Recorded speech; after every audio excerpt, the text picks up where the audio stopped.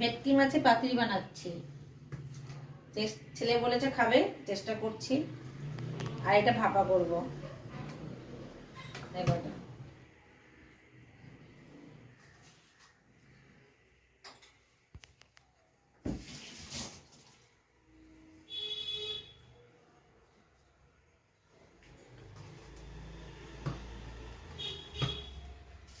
কটা করা হয়ে গেছে।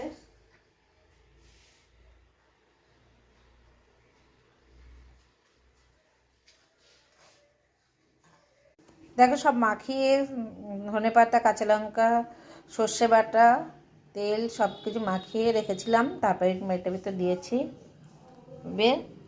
তাদের ঢেকে দিচ্ছি। ঢেকে আমি মাইক্রোওভেনে ঢুকিয়ে দেবো। আর পাতুরি করছি। আসলে কলা পাতা ছেড়ে এনেছে, সব ছেঁড়া ছেঁড়া কলা পাতা এনেছে।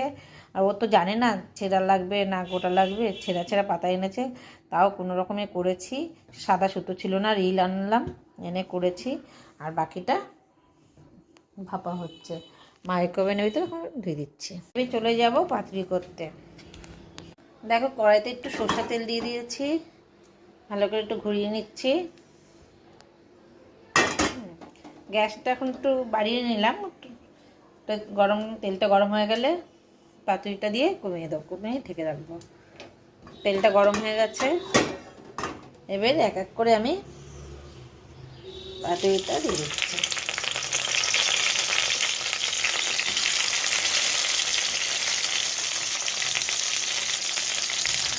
জানি না কেমন হবে, তিনটা করে করছি। এবার গ্যাসটা একদম কমিয়ে দিচ্ছি, দিয়ে এটা দিয়ে ঢেকে দিলাম। খুলছি, খুলে একটু অনেক উল্টে দিচ্ছি।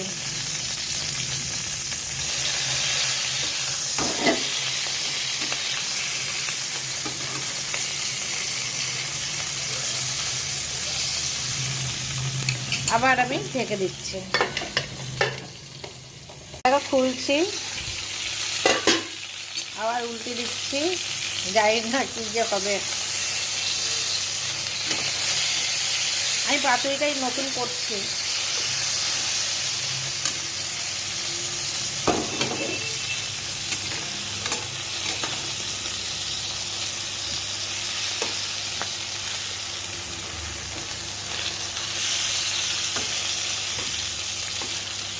ভালো হলে অবশ্যই তোমাদেরকে বলবো। এখনো 3টা বাকি আছে। আমি একটু গ্যাসটা বাড়িয়ে দিয়েছি।